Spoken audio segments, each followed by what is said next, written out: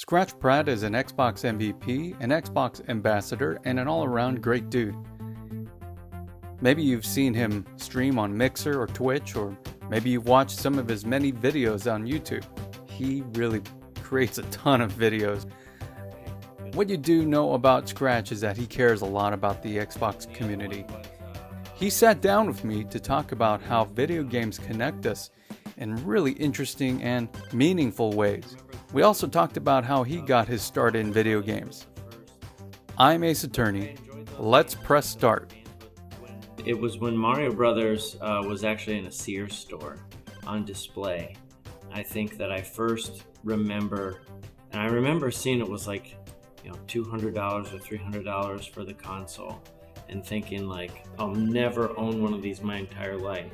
And I opened one on Christmas. My cousin had moved across the road from me, and we had done everything together. And I can remember calling him to tell him, like, you need to get up here. And before I could finish to tell him why, he's like, no, we got a Nintendo, you need to come over here. And I'm like, I got one too. And then it was like,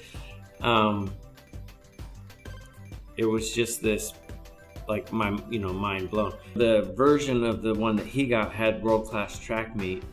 So it was the three.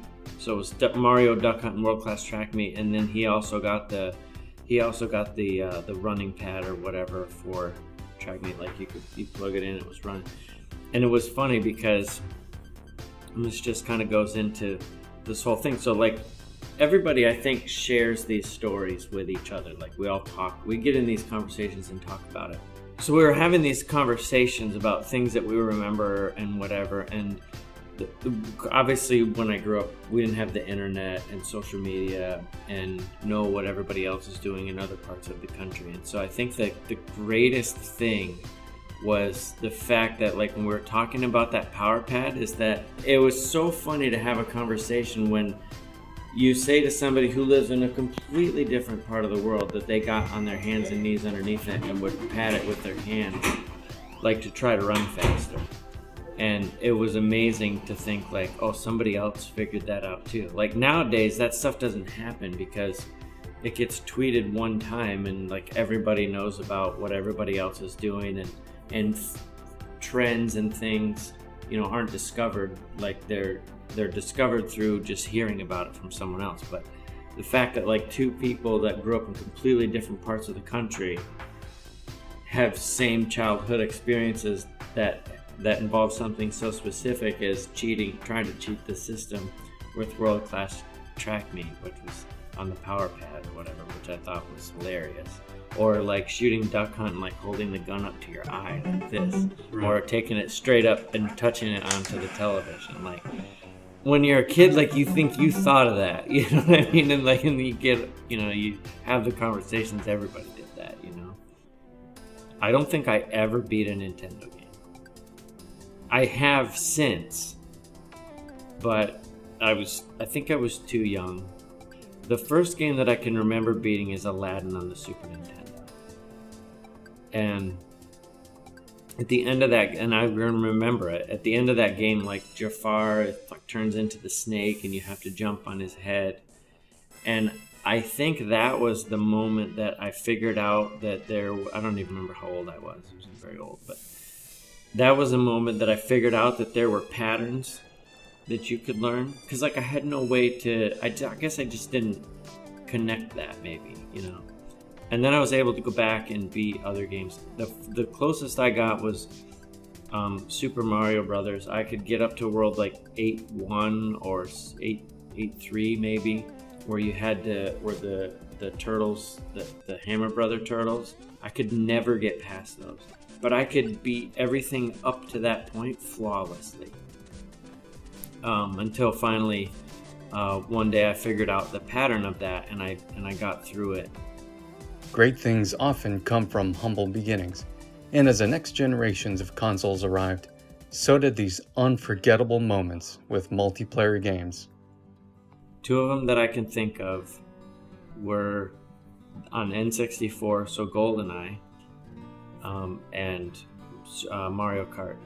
Those two, I would have friends over, and we would do, this is the greatest thing ever, we did this thing. My dad had these little shot glasses. So what we would do is we'd have these competitions, 4-player split screen, because you could do up to 4 players. And what we would do is whoever came in first got to pick whatever came in last would eat out of the fridge. And you could pick anything that was in our refrigerator, anything that was in our food cupboards. It had to be edible. And you could fill that shot glass with whatever you wanted. So like a couple of drops of like, lemon juice and maybe like a dash of milk or whatever you could concoct. The second story was with Halo 2 and the voice proximity chat. Because Halo 2 had the first voice proximity chat where you could actually hear, it was like unprecedented. And it's funny because a lot of people, they don't remember the time where you had to press like up on the D-pad to talk to your teammates, or hold a button to talk, like a push to talk, and was actually mapped to the controller. Everything was proximity chat, but if you press the button, then you could it's like talking on the radio, like to your team. And so I can remember we were playing Capture the Flag, and the flag is in the center of the one tower.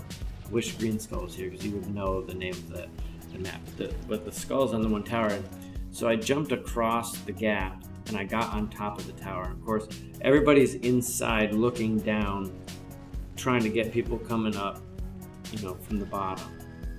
So I can remember what I did is I jumped the gap over from the top, and because of the proximity chat and people weren't used to it, I started saying over the proximity, here they come, they're on the bottom. Everybody down, jump down, they're on the bottom. And I can remember standing there in the corner watching the top of that tower empty into the bottom, and I have the flag like home free. And so I grabbed the flag, I jumped back across the gap, I missed it, and I fell down to the bottom. But by that time, they were all running back up to the top because they knew the flag had been taken. So they thought we were back up there, but I had already fallen down. And I ran the flag back like 3 times doing that. And it was because I was manipulating the voice chat too, which was the greatest thing. Of course, people figured that out after a while, and it was just a novel thing at that point. Scratch made a really profound observation about what drives us as gamers today. What motivates us, and what are the bases of our expectations for the new games we play today? I think for me is that it kind of boils down to that we're all chasing that feeling that we've gotten from a previous game. We can all remember moments from childhood growing up in a specific game or event that kind of is around that particular moment, and that's like what you define yourself as gaming moments for you. Every year when a new game is released, you're sort of chasing that feeling of that you had gotten previously. Video games are paths to amazing worlds, incredible adventure, and priceless memories. We shared those experiences with our friends and our family. And isn't that what it all boils down to?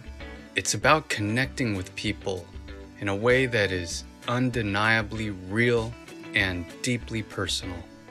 I think some of my biggest memories is almost just like a collection of memories where just meeting people that you play with online and forging friendships and meeting people, things that you would never